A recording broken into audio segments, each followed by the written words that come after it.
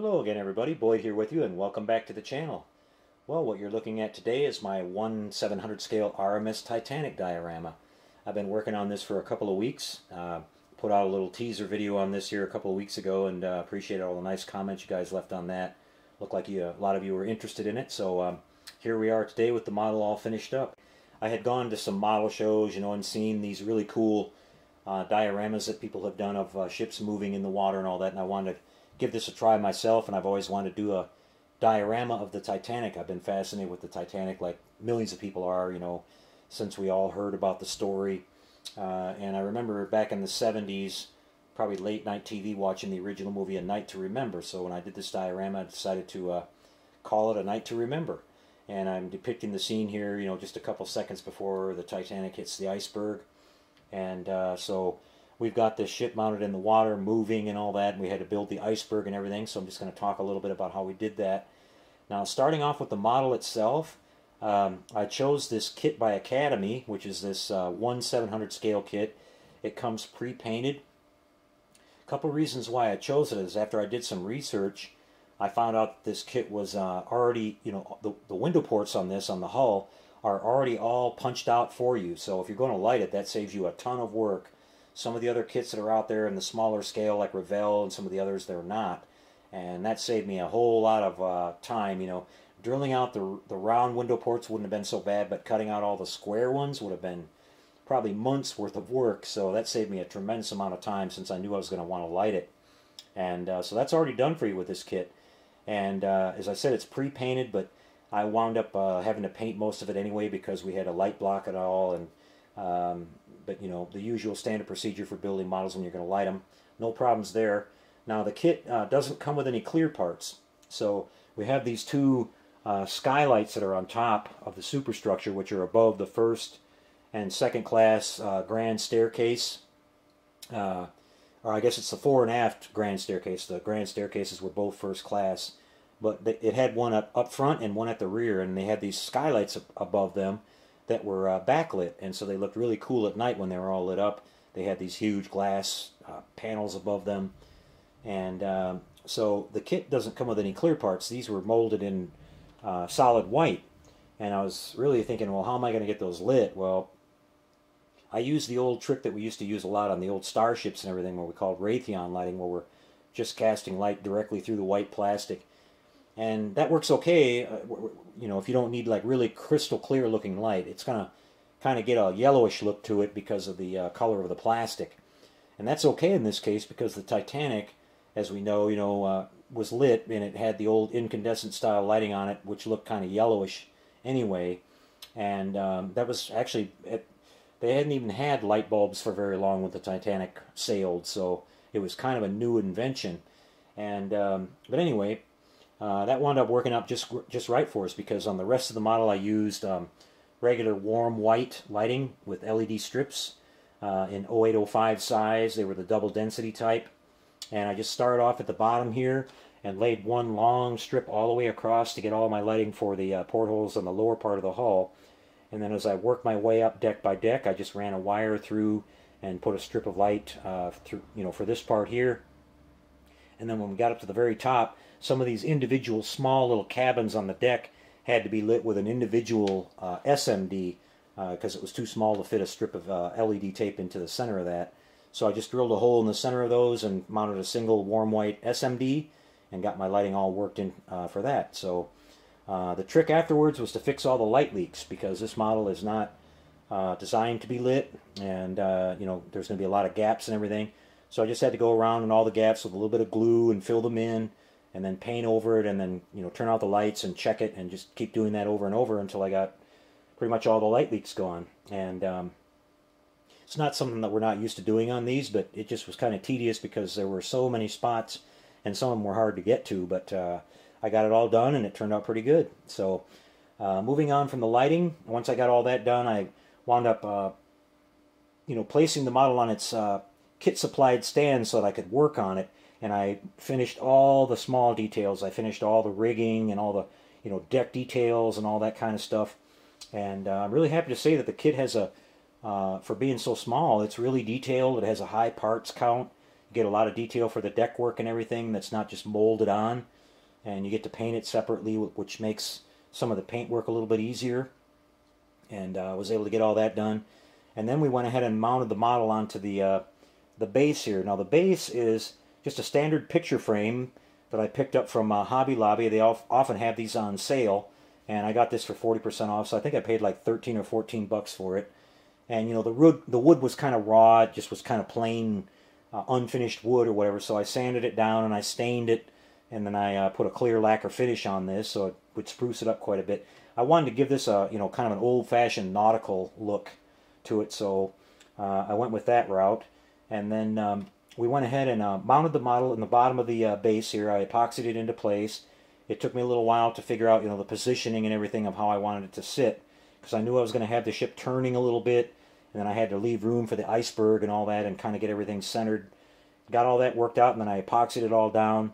The wiring for the model comes out of the starboard side of the hull, and you know, I glued it down to the bottom of the base here and drilled a couple holes for that to come through, and then I basically waterproofed everything. I sealed everything with silicone, including the hole on the side of the ship, because I was afraid that, you know, whatever I was going to use here for my water, it could leak into the ship and, you know, cause a problem later on. I didn't want to have it half done and find out it was flooding with silicone or something. So I sealed off all that, and I did all the window ports here on the lower part of the hull with micro crystal clear in all the window ports, and let that dry, and I double checked them to make sure they were all sealed so I wouldn't have anything leaking in those, and then declared it all ready to go. So once we got it all set in place and sealed down and locked in place, then I worked with the Iceberg. Now I bought a little square cube of styrofoam also at Hobby Lobby, and I just sculpted that all out with my hobby knife to get the rough shape of it.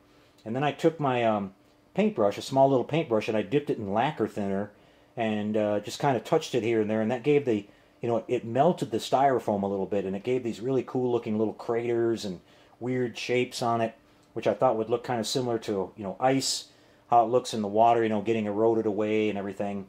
They say that the iceberg that the Titanic hit had recently turned over, so it was probably pretty ugly looking. And there are pictures online that you can actually look up that show supposedly the iceberg that the Titanic hit, a ship that was sailing through there the next day in the area where the Titanic, they saw debris floating in the water, so they knew they were in the right spot. And here was this huge iceberg, and it had a big old red stripe along the base of it, which indicated that it had, you know, made contact with the red anti-fouling paint on some kind of a ship. Doesn't prove it was a Titanic, but they weren't running into a lot of icebergs at that time, and so it's very possible. And it was kind of this, you know, three-horned shape, if you want to call it that, kind of a mean-looking or evil-looking shape, if you ask me. It kind of looks like the devil's head or something like that. I don't know if it has anything to do with the fate of the whole thing. You know, there's so many things about that story that are so fascinating, but even the iceberg was nasty. And but anyway, that's the shape that I decided to go with. Now, some of the crewmen that survived claimed that it was a bluebird and that it was almost transparent, but a lot of the passengers that were actually up or were standing on the deck or whatever when they hit the iceberg saw it go by, and they thought it actually was a windjammer. You can actually read that in some of the books. They thought it was the sails of the ship. It was so white. So I went with the white kind of snowy look on it, and I don't think we'll ever really know for sure one way or another, but that's kind of what I went with from some of the eyewitness accounts. But that's the iceberg that I came up with.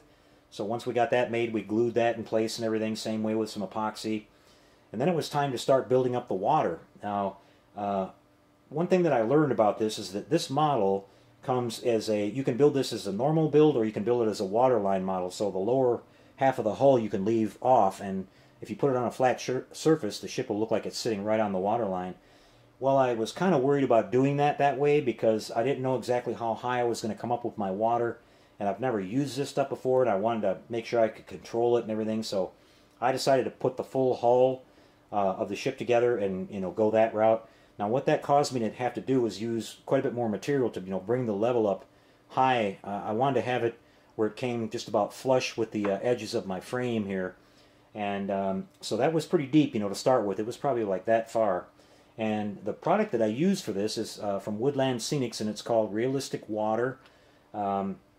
It's sort of a resin-based, water-based, clear material, and it's really, you know, like liquid, so you can pour it out. It took me 2 bottles of this stuff to fill this thing up. But you have to put it on in thin layers, and I didn't realize that at first. And the first layer I put down, I put a little bit too thick, and it took forever for it to dry. It took like almost 3 full days before it dried, and it wasn't tacky. So I learned my lesson from that. And the next layer I put on, I put a little thinner, and it started drying quite a bit faster. It took about 4 or 5 days overall to build up finally to get to this level here at the top and get it on the line with the ship. Now the Titanic, if you look at it out of the water, it looks almost bloated. It looks like the hull is like a beached whale, you know, it looks really thick. But if you look at the pictures of the ship from far away at sea, it sat really low and it looked really sleek in the water. And so I wanted to make sure I kept that look, you know. So from what I could see, the water line looked like it came up to like right below the lowest level of portholes, the lowest row of portholes on the sides of the ship. So that's what I went for. And I think I got pretty close to that. I left it just a little bit lower than the portholes because I was going to come back with these wave effects afterwards, and I knew that was going to bring it up a little bit more, so that's what I did.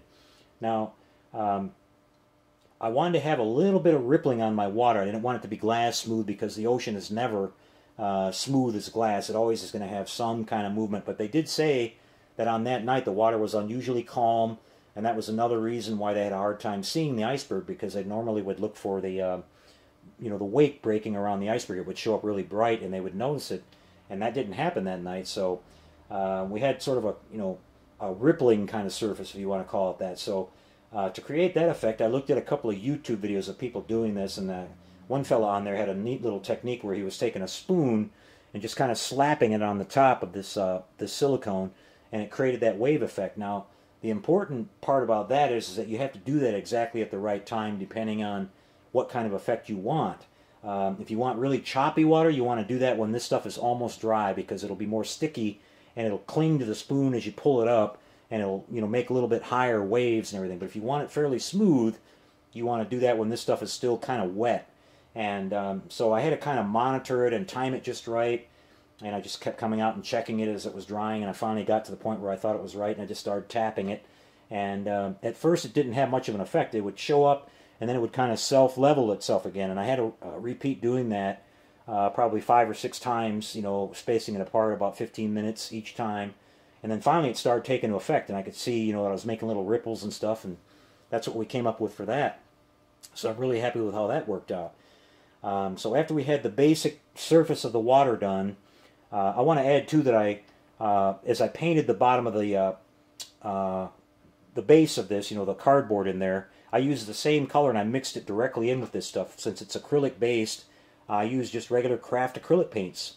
And I went with a really, really dark color because we're depicting the Titanic at night, and the ocean would look almost black. If you looked over the side of the ship, you'd looking like into a blackness. You wouldn't see any color to the water at all.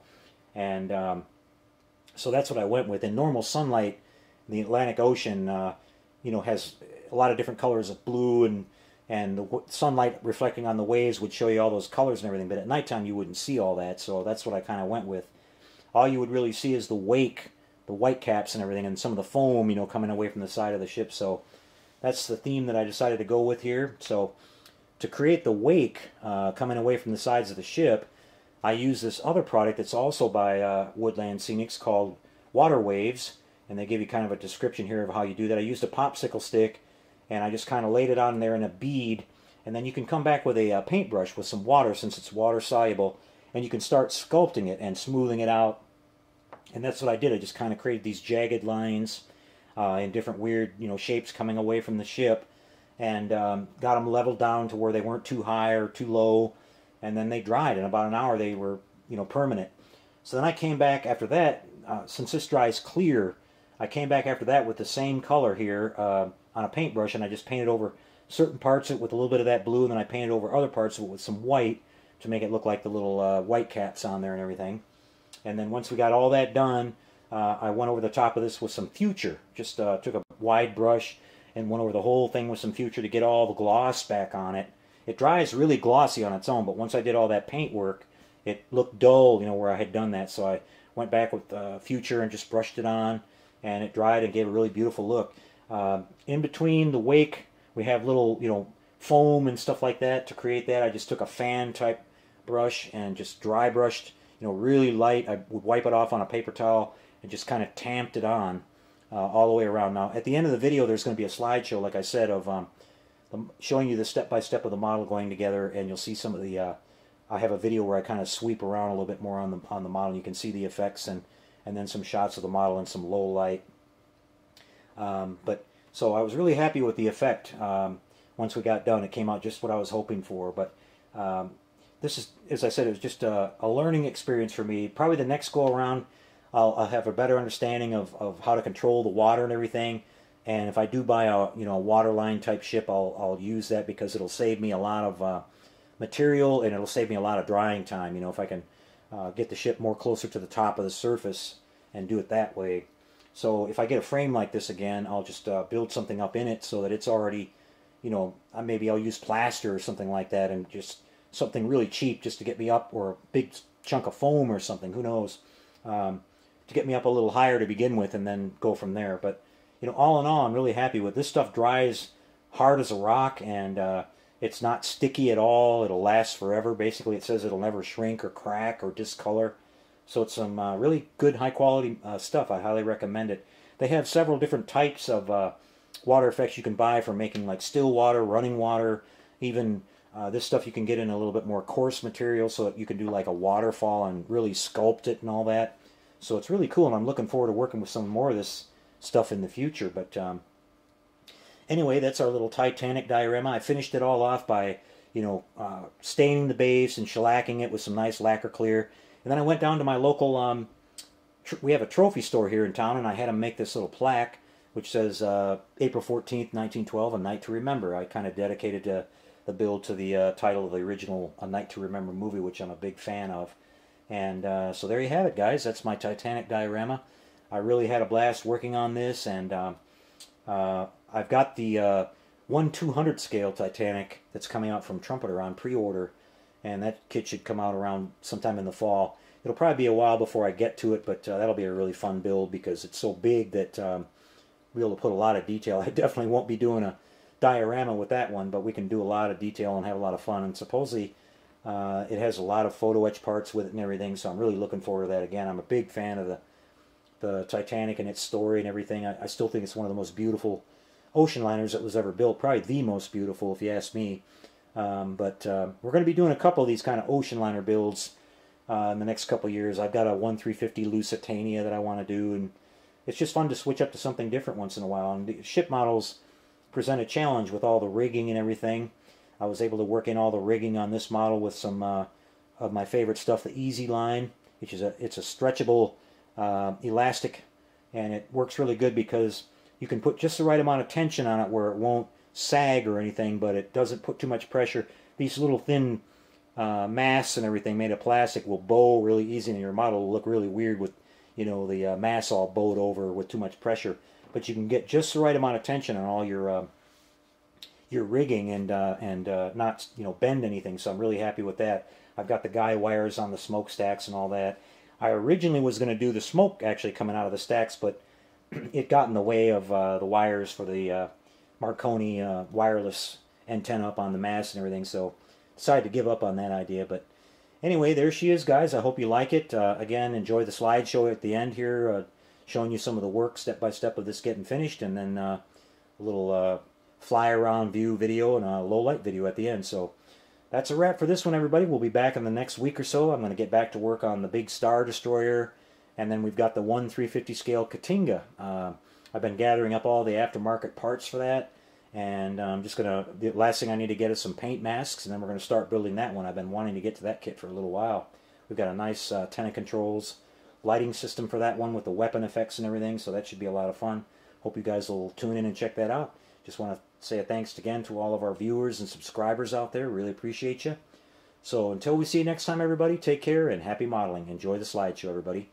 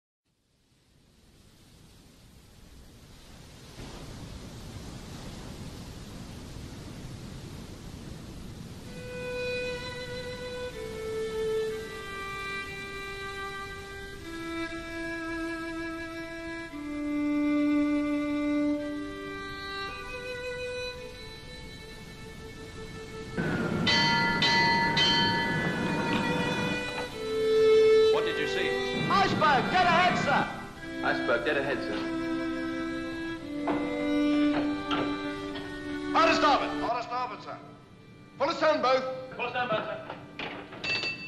Close watertight doors. Close watertight doors, sir. On starboard it is, sir.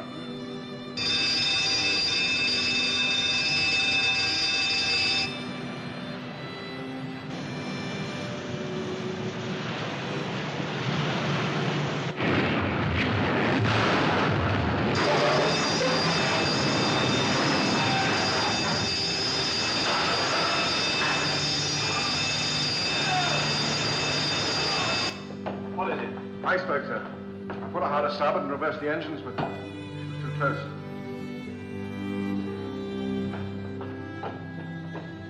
Stop engines. Stop engines. She's making water fast, sir. The mail hold's practically full already. Aren't the pumps working? Yes, sir. Thank you, sir. The engine room say they'll need more. They're rigging them now. This is most unfortunate, Captain. Yes, sir. Do you think the ship is seriously damaged? I'm afraid she is. Excuse me. How long is this likely to delay? She struck a bird. I think she's badly damaged. I'd like to know how badly. Right. I'll go down and have a look.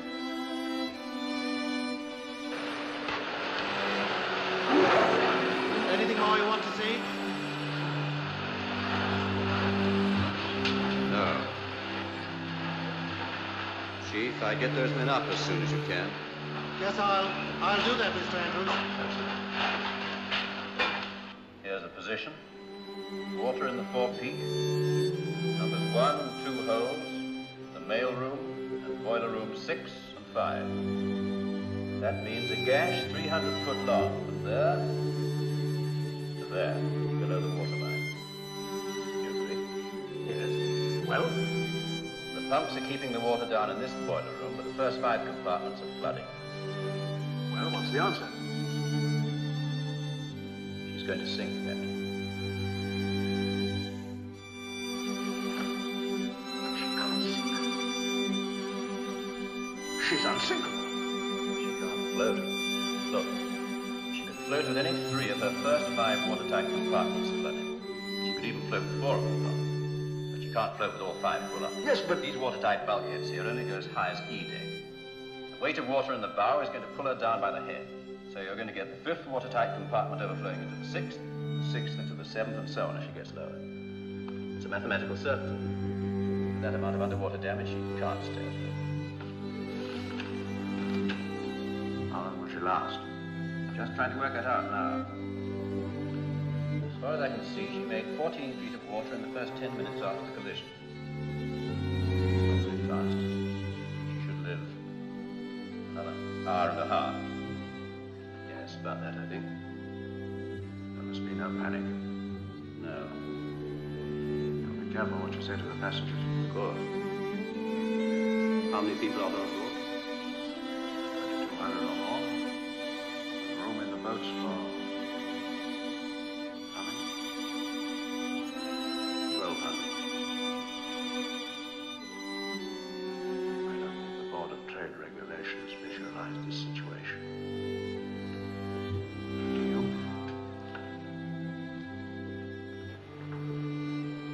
Gentlemen, we are in a precarious position. We must be prepared to abandon ship. Murdoch, you will muster the passengers. Mr. Lightoller, you will have the boats uncovered and swung out. Mr. Boxall, call all hands and get to the boat station. Mr. Moody, you will help Mr. Lightoller. Mr. Wilde and Mr. Pittman will remain on the bridge. Everything will be done quietly and calmly. There must be no alarm and no panic.